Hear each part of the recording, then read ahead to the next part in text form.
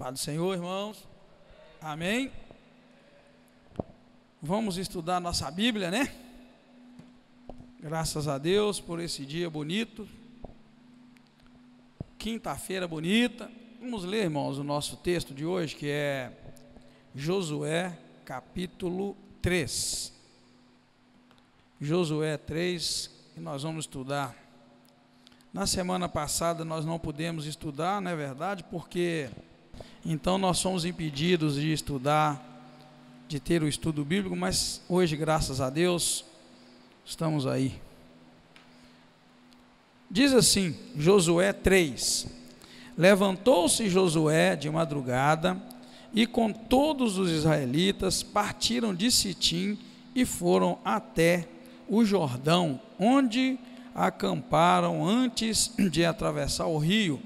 Ao fim de 3 dias, os oficiais passaram pelo meio do acampamento e ordenaram ao povo: quando virdes a arca da aliança do Senhor, o vosso Deus, e que os sacerdotes levitas a levam, partireis vós também no vosso lugar e a seguireis. Haja, contudo, distância entre vós e ela, cerca de 2.000 côvados.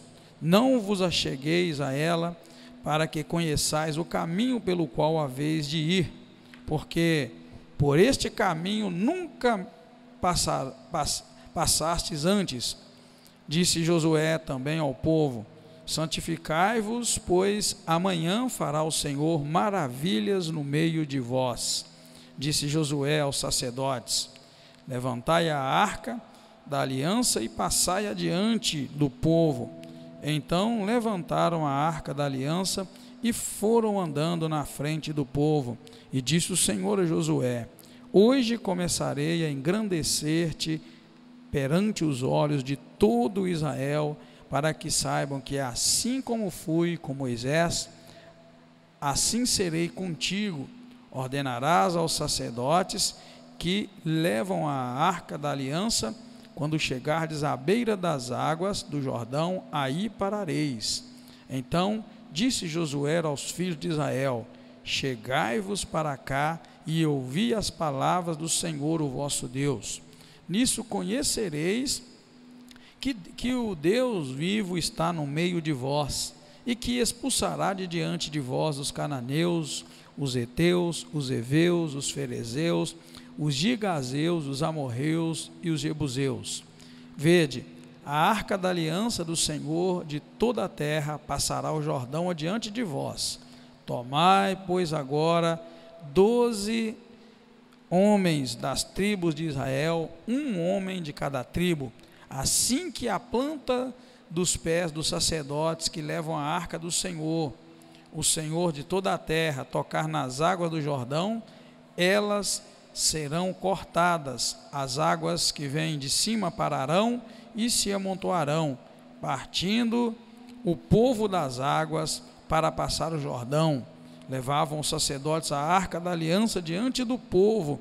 Quando os que levavam a arca chegaram ao Jordão, e os pés dos sacerdotes que levavam a arca se molharam na beira das águas, ora, o Jordão transbordava todas as suas ribanceiras durante todos os dias da colheita.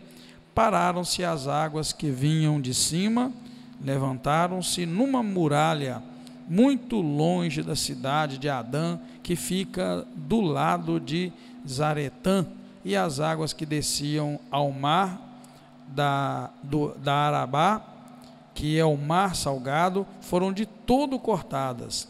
Então passou o povo bem em frente de Jericó. Os sacerdotes que levavam a arca da aliança do Senhor pararam firmes em seco no meio do Jordão, enquanto todo Israel passou em seco, até que toda a nação acabou de atravessar o Jordão. Amém? Pai querido, muito obrigado, Senhor. Nós agradecemos ao Senhor por esta oportunidade, agradecemos o teu nome, pela tua bondade, pela tua misericórdia. Obrigado, Senhor. Peço que o Senhor fale conosco através do estudo da tua palavra. Obrigado, tu és digno de toda a honra, de toda a glória, de todo louvor, e nós te bendizemos, te glorificamos e declaramos que só o Senhor é Deus e que não há outro Deus além de ti. Obrigado mais uma vez, nós te bendizemos em nome do Senhor Jesus Cristo. Amém. Bem, nosso estudo, irmãos, não pode parar, né? Apesar que tem alguns irmãos que estão viajando, né? Outros estão indo para o retiro, outros já foram para o retiro, mas nós não podemos parar o nosso estudo de maneira nenhuma. Paramos já na quinta-feira passada, porque não teve jeito, né? A Devani faleceu e aí nós tivemos que respeitar, né, o culto, né, aliás, respeitar, cedendo a igreja para eles. Então não havia como a gente ter o culto, mas nós não podemos deixar de fazer hoje o estudo. Hoje nós vamos ver então a travessia do Jordão. Israel mais uma vez agora vai ver a glória de Deus sendo manifestada na vida deles, quando eles vão atravessar o rio Jordão. Importante para nós, irmãos, é isso, né, que após 430 anos de escravo no Egito e 40 de viagem, obrigado, irmão Anderson. Após 430 anos escravos no Egito, isso está lá em Êxodo para nós, e 40 anos de viagem pelo deserto, agora à beira da terra, Israel tem que se preparar e se santificar, porque eles não podiam basear-se em sua própria força. A arca de Deus tinha que estar em destaque na hora do povo conquistar. Então, se a gente for somar, irmãos, o tempo que Israel está fora da terra deles, soma isso tudo ali, 430 anos mais 40, então 470 anos que o povo tem a expectativa de herdar a terra, né? Porque quando eles já saíram, quando eles foram escravos para o Egito, eles já foram com a promessa de que voltariam, né? Aí eu faço uma pergunta: quem é que poderia viver 470 anos para ver o cumprimento daquilo que Deus falou? Mas é isso que está acontecendo. Só que depois de ouvir falar todas as coisas que Deus fez, como o povo ficou escravo 430 anos, e depois de viajar 40 anos, aquela ansiedade para entrar na terra, certamente ela era grande, não é? O povo estava muito ansioso porque ia entrar na terra. Só que nesse momento Deus manda o povo se preparar e se santificar, manda pegar a arca de Deus e ir na frente. Os irmãos têm que lembrar, os irmãos não podem esquecer, aliás, que eu coloquei entre aspas aqui arca e coloquei Deus, porque na verdade a arca era o símbolo, era a representação da presença de Deus, né? Então a arca representava a Deus. Por isso que eu digo que a arca, ou seja, Deus, tinha que estar em destaque nessa conquista. O povo tinha que entender que era Deus que estava fazendo aquilo na vida deles, era Deus que estava dando para eles a terra prometida, e eles não podiam firmar na ideia de que era eles que estavam fazendo isso. Na verdade, em nada, irmãos, nós podemos pensar que é a nossa força que consegue alguma coisa. Se você abrir sua Bíblia lá em 2 Coríntios 3, você vai ver que é isso que a Bíblia nos aconselha. A Bíblia não nos aconselha a pensar que é nós mesmos que estamos conseguindo alguma coisa com nossa própria força. 2 Coríntios 3, 4, 5, diz assim: e é por intermédio de Cristo que temos tal confiança, não que sejamos capazes por nós mesmos de pensar alguma coisa como se tivesse nós mesmos, mas a nossa capacidade vem de Deus. Esse texto de 2 Coríntios está deixando claro para nós que tudo que temos é por intermédio de Cristo, e que a nossa capacidade não é nossa, a nossa capacidade vem de Deus. É isso que nós acabamos de ler em 2 Coríntios. Eu coloquei esse texto ali, é para os irmãos verem a importância de o povo, antes de tomar posse da terra, depois de tantos anos debaixo da promessa, agora Deus fala: dá uma paradinha aí, né? Porque vocês não vão atravessar o Jordão e nem vão conquistar Jericó de qualquer maneira, né? Ainda que houvesse ansiedade no coração do povo, o povo deveria ali santificar e preparar para entrar. É isso, né, irmãos, que nós lemos nesses versículos aí de 1 ao 6. Veja aqui, olha como é que diz o versículo de 1 para baixo: que levantou-se Josué de madrugada, olha bem, mostra até o tempo que foi, o horário, foi de madrugada, E com todos os israelitas partiram de Sitim até o Jordão, onde ficaram acampados 3 dias. Então, na verdade, não foi uma coisa assim, vamos levantar e vamos conquistar. Josué levantou de manhã, pôs o povo para marchar, e eles ficaram acampados antes de atravessar o Jordão. Isso vai falar de tempo, e ali logo no próximo slide, eu coloco algumas coisas que a gente precisa pensar na nossa vida. Tudo para nós, irmãos, a gente quer que seja resolvido muito rápido. Por isso que eu fiz questão de colocar 430 anos escravo, 40 anos viajando. Agora, na hora de tomar posse, que nós vimos em Deuteronômio, que Deus deu muitas instruções para eles, nós já estamos no capítulo 3 e o povo não tomou posse ainda. Levanta de madrugada, marcha, fica acampado 3 dias, para depois ir e tomar e atravessar o Jordão e tomar posse da terra. Quando a gente lê a Bíblia, a gente pensa que foi tudo muito rápido, mas não é, né? As coisas de Deus tomam tempo. Deus exige de nós dedicação e disposição. Então, assim o povo, então, agora, apesar de todo o tempo, né, despendido, Deus ainda manda dar uma preparada e uma santificada, para que eles saibam que nada que temos ou que somos vem de nós mesmos, vem de Deus, tá? Aí é que os irmãos vão ver um detalhe que eu notei. Deus já havia feito antes um milagre parecido com este, ao abrir as águas do Mar Vermelho para o povo de Israel passar em terra seca. Veja que este milagre que nós estamos vendo aqui, de Deus abrir o rio Jordão para o povo atravessar, Deus já tinha feito isso antes, quando ele abriu o Mar Vermelho. Está lá para nós em Êxodo 14, né? Vamos lá, qual que é maior, um rio ou um mar? Geralmente é um mar que é maior, não é assim? Então, o que acontece? Deus já tinha feito um milagre estrondoso quando ele abriu o mar e o povo atravessou. E agora Deus repete outra vez. O que me chama a atenção é que o outro líder que acabou de morrer, né, que foi Moisés, é que guiou o povo para atravessar o Mar Vermelho. E agora o líder que recentemente assumiu, que é Josué, Deus vai usá-lo para que o Rio Jordão seja totalmente aberto para que o povo atravesse. Só que o que importa aqui agora é que desta geração, apenas Josué e Caleb presenciaram o fato anterior. Tudo é muito novo para esse povo da agora, né? Eles ouviram falar que Deus abriu o Mar Vermelho, mas eles não viram o Mar Vermelho abrir. Quem viu foi só Josué e Caleb. Aí os irmãos devem estar pensando, mas só Josué e Caleb? Sim, porque Deus prometeu, quando o povo ia espiar a terra de Canaã, que Moisés mandou os 12 espias. Quando voltaram, só 2, Josué e Caleb, é que voltaram animados, os outros 10 desanimaram o povo. E ali Deus prometeu que mataria toda aquela geração de 20 anos para cima, que viu o que Deus fez e que na verdade agora não estava crendo. Então, se todos os de 20 anos para cima morreram, quer dizer então que não sobrou ninguém, porque já havia 40 anos que estava caminhando no deserto. Então quem nasceu no deserto é quem estava entrando na terra.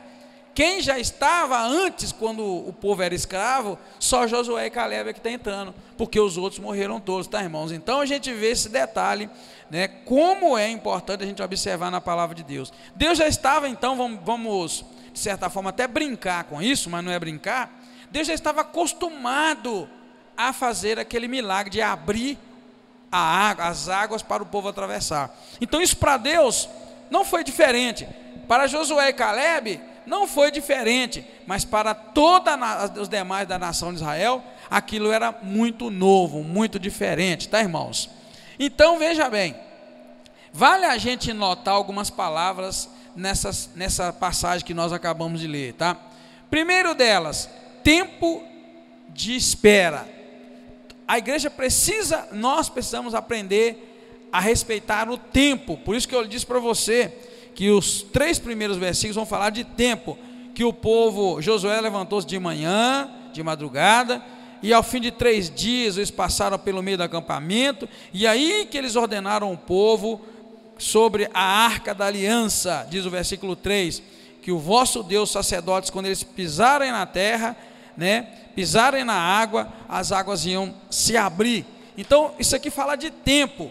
A gente precisa lidar com o tempo, a gente precisa respeitar o tempo, a gente precisa esperar o tempo de Deus. Todos nós precisamos esperar. Nada na vida, irmãos, acontece se não for respeitando seriamente o tempo de Deus. O tempo de Deus é tremendo, ele é maravilhoso, e a gente precisa orar, buscando a graça do Senhor, para que a gente consiga, irmãos, esperar o tempo de Deus. Talvez você esteja esperando uma promessa de Deus, talvez você esteja na expectativa de que Deus vai fazer alguma coisa na sua vida, na vida de algum parente, na vida de algum vizinho, e a gente precisa entender que Deus nos prova através do tempo, né? E nos prova no tempo de espera. Até mesmo a vinda do Senhor Jesus Cristo, a volta do Senhor Jesus Cristo, ela depende de tempo. Nós não sabemos se é hoje, se é amanhã, se é daqui a tanto tempo, mas nós temos que permanecer na expectativa de que esse tempo vai chegar. E o tempo nos incomoda, na verdade o tempo incomoda a gente, não é? Não é ruim esperar, né? Vai dizer lá as irmãs então, né, que já ganharam filho, né, tiveram seus nenenzinhos, sabe melhor do que ninguém como é que é ansioso, como é que é difícil esperar, né? No tempo, na espera, vem ansiedade. Então, assim também são as promessas de Deus. A gente tende a ficar ansioso, esperando até que a promessa se cumpra, e a gente precisa aprender a respeitar. O mais importante nesse texto que nós lemos, é que o tempo fazia parte do plano de Deus. Deus tinha o tempo exato, né, para que as coisas acontecessem, e Israel lidou com essa questão do tempo. Outra palavra que nessa passagem que nos chama a atenção, são com relação às instruções de Deus. Deus vai dar instruções a Josué, para Josué transmitir para o povo, como é que eles iam atravessar o rio Jordão. Então Deus começa ali naquele versículo 4, a dizer para ele, né, haja contudo entre vós e a arca, cerca de 2.000 côvados, não vos achegueis a ela, para que conheçais o caminho pelo qual haveis de passar, porque por este caminho nunca passastes antes. Deus começa a ordenar que os sacerdotes levitas deveriam partir, né, sair com a arca. Deus orienta para eles que quando os sacerdotes colocassem os pés na planta do rio, a planta dos pés na água do Rio Jordão, o rio ia abrir, tá? Deixa eu fazer uma pergunta aqui, apesar que nós somos um grupo pequeno. Quantos aqui já colocaram a planta do pé num rio, no mar, ou então numa piscina, em algum lugar? Quantos já fizeram isso? Já. Agora, eu quero que você imagine o seguinte, a promessa aqui era a seguinte, quando o sacerdote estivesse com a arca na mão, eles iam caminhando, está ali o rio, né? Eles iam caminhando. Quando eles colocassem a planta do pé na água, a água ia dividir, ia parar para cima, e a água de baixo ia embora. Agora, que experiência é você colocar a planta do pé numa água e saber que isso vai acontecer? Não é esquisito? Encostou lá, eu caí outro dia, irmãos, lá em casa, na piscina, não sei se eu falei para os irmãos, mas eu machuquei assim aqui, a polpa aqui, ó, dói um pouco até hoje.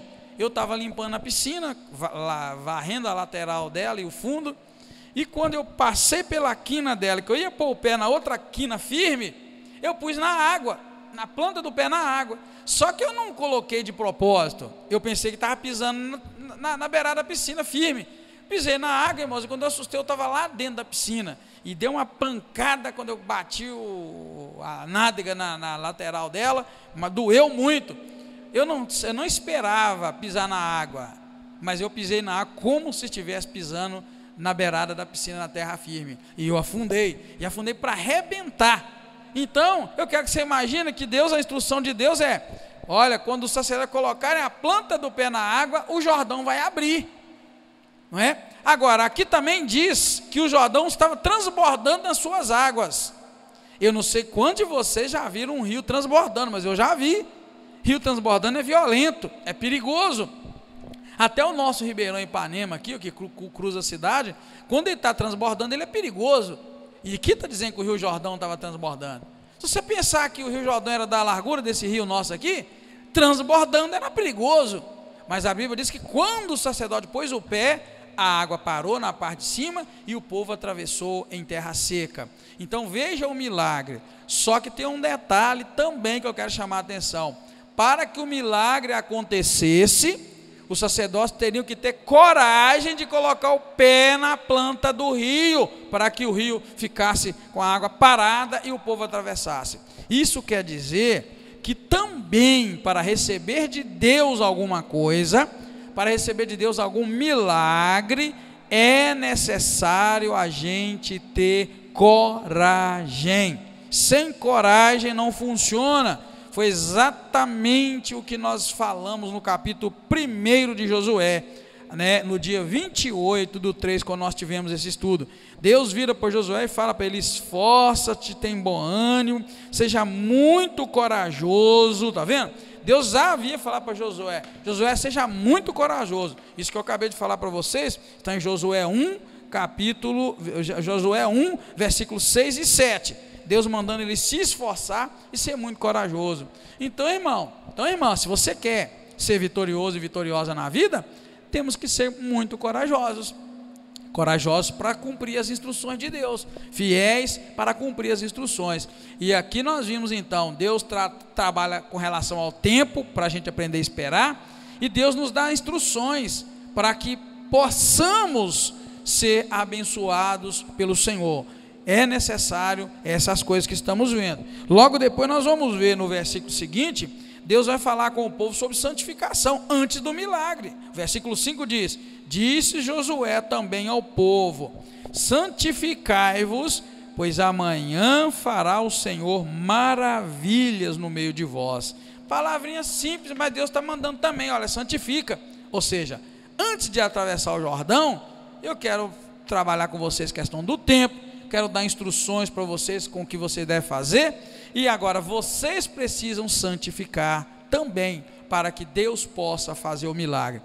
Santificação, irmãos, significa, entre muitas coisas, ser separado para Deus, levar uma vida pura, uma vida digna do nome do Senhor, e o Senhor nos cobra essas coisas. Então a gente precisa buscar a santificação da nossa vida. Santificação não é uma palavra que soa muito bem nos ouvidos das pessoas.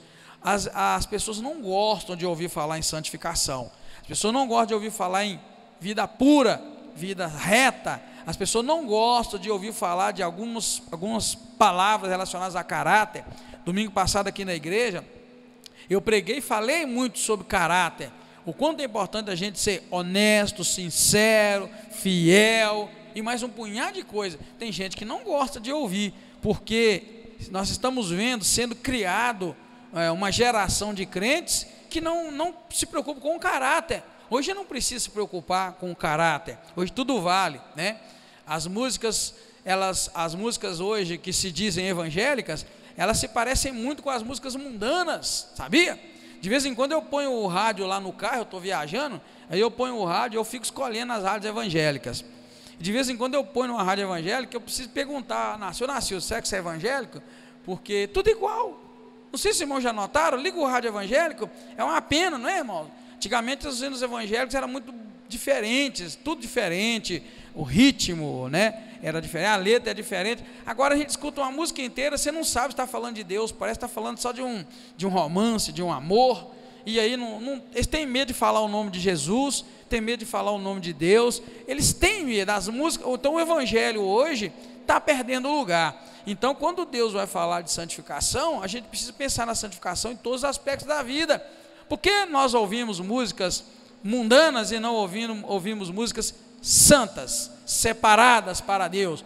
Músicas separadas para Deus, o que eu quero dizer é o seguinte: não é aquela música mundana que a gente separa e fala para Deus, mas é aquela música que foi feita já para Deus, aquele hino inspirado, aquele hino que tem uma história por trás dele, e ele já foi escrito, aquele hino já foi escrito para louvar, para exaltar e para engrandecer o nome do Senhor. Agora, pegar uma música mundana e trazê-la para dentro da igreja, não é dizer que estamos santificando aquela música, não. Aquela música não pode ser santificada, ela não foi feita com o propósito de glorificar a Deus, de adorar a Deus e nem de exaltar o nome do Senhor. Amém, queridos? Os irmãos estão entendendo aí? Diz amém. Concorda que os hinos que nós usamos para louvar a Deus é diferente da música mundana? Sim, irmãos, é diferente, tá? Muito, muito, muito diferente. Quando nós éramos do mundo, tudo bem, era normal ouvir aquelas músicas, e a gente até alegrava com aquelas músicas quando a gente era do mundo. Mas agora que a gente não é mais do mundo, a gente tem que perder, né, aquele desejo, aquele vontade, e muito menos de trazer aquilo para dentro da casa do Senhor. Não vale, não vale. Poucas pessoas sabem, mas aqui nessa igreja, a gente emprestava essa igreja para as escolas aí, fazer formatura aqui, tá, irmãos? A gente emprestava. Alguém lembra quando a gente emprestava para fazer formatura? Sim. Sabe por que nós cortamos as formaturas aqui? Pouca gente sabe. Uma das razões é porque aqui nesse púlpito vinham as pessoas e até cantavam música mundana no dia da formatura, tá? Eu vim aqui um dia de uma formatura, música mundana sendo tocada aqui. Depois, um outro dia, gente fumando adoidado para esse pátio nosso afora. Aí eu peguei numa outra formatura, rapazinho agarrando mocinho, mocinho agarrando rapaz. Eu peguei e falei, peraí, isso tem que estar errado. Se quiserem fazer a formatura, pode, mas aqui nós podemos deixar, irmãos, música mundana tocar dentro da igreja? Não pode. Lá na sua casa, né, na casa da gente, a gente e Deus, mas aqui não, aqui é a casa de Deus, é a casa do Senhor. Não há lugar para um mundo dentro da casa do Senhor, né? Então a gente precisa dessa diferença. Então pouca gente sabe, mas aí nós combinamos, não vamos emprestar mais. Aí pediu uma vez, pediu duas, nós falamos, não dá, porque está prejudicando, né, o lugar de culto ao Senhor. Outra palavrinha que pula também nos nossos ouvidos, irmãos, é a palavra promessa. Já vimos então tempo de espera, instruções de Deus, santificação e as promessas, porque já no versículo 7, Deus abre a boca e diz para Josué, disse o Senhor a Josué, hoje começarei a engrandecer-te perante os olhos de todo Israel, para que saibam que assim como fui com Moisés, assim serei contigo. Está vendo? Deus aqui então lança uma promessa. Olha, Josué, hoje eu vou começar a fazer maravilha aqui no meio de Israel, e vou começar a te engrandecer diante dos olhos de Israel, para que eles saibam que eu sou contigo, assim como fui também com Moisés. Então a gente vê Deus lançando a promessa, dizendo, olha, eu vou fazer coisas grandes. Então, na verdade, Deus faz coisas grandes para nos abençoar, mas também para confirmar o chamado, confirmar que Deus está conosco, que Deus está presente na nossa vida. Por isso que nós, crentes, temos que buscar de Deus, irmãos, milagres na nossa vida. Sabe o que faz a diferença de nós, ou o que faz diferença entre nós e as demais pessoas desta terra?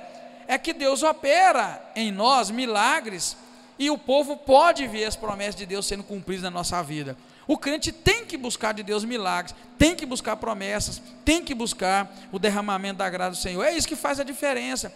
Um crente que não tem milagre na sua vida, crente que não vê a mão de Deus sendo manifestada, um crente que não busca milagres, ele vive uma vida infrutífera, ele desanima, porque parece que ele está só sendo religioso. Então outra palavra é milagre, promessas. Uma outra palavrinha que a gente vê, verso 9 ao 14, é atitude, porque você vai ver aí do 9 ao 14, que Deus começa a tratar com o povo com relação à atitude. Olha, ordenarás os sacerdotes que levem a arca da aliança, tá vendo? Quando chegar à beira da água do Jordão, aí vão parar. Então olha a instrução, os sacerdotes vão na frente, quando chegar na água, vão parar. Verso 9, chegai-vos para cá e ouvi a palavra do Senhor, o vosso Deus. Nisso conhecereis que o Deus vivo está no meio de vós, olha bem, e que expulsará de diante de vós os cananeus, heteus, heveus, os gigazeus, amorreus e os jebuseus. Aí o 11, vede, a arca da aliança do Senhor de toda a terra passará o Jordão diante de vós. Tomai, pois, agora 12 homens das tribos de Israel, um de cada tribo, assim que a planta dos pés dos sacerdotes que levam a arca do Senhor tocar a terra, aliás, o Senhor de toda a terra tocar nas águas do Jordão, elas serão cortadas. As águas que vêm de cima pararão e amontoarão. Partindo o povo das suas tendas para passar o Jordão, levavam os sacerdotes a arca da aliança diante do Senhor, diante do povo. Está vendo? Então o povo aqui estava agindo, aí já não era mais expectativa, esperar, agora não é esperar, agora já é andar, ir para frente, com a arca na mão, o sacerdote na frente, diante do rio. Então aí já é atitude, irmãos, e Deus espera de nós atitude também. Se você esperar algo de Deus, tome atitude, não é? Aquela pessoa que ora por um emprego, ela não pode só orar por um emprego, ela tem que olhar para o emprego e sair à procura de entregar um currículo, de contatos, de ir atrás. Então, além de todas as instruções de Deus, olha bem que bonito que são as palavras do Senhor.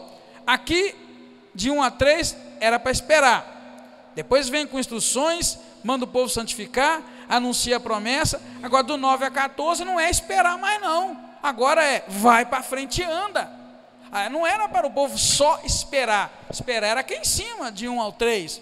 Depois do 4 Deus dá instrução, 5 ele manda o povo santificar, 7 ele anuncia a promessa de que ia exaltar Josué no meio do povo, 9 a 14 ele fala, então agora vocês vão para frente, e aí vocês vão ver a manifestação da graça do Senhor, o milagre do Senhor acontecendo. É o que a gente tem que passar por tudo isso. Às vezes, querido, Deus está esperando de nós, Deus está esperando uma atitude. A gente às vezes ouve muita instrução e tal, mas a gente tem pouca atitude. Por isso que a Bíblia vai dizer que a fé sem as obras, ela é morta em si mesma.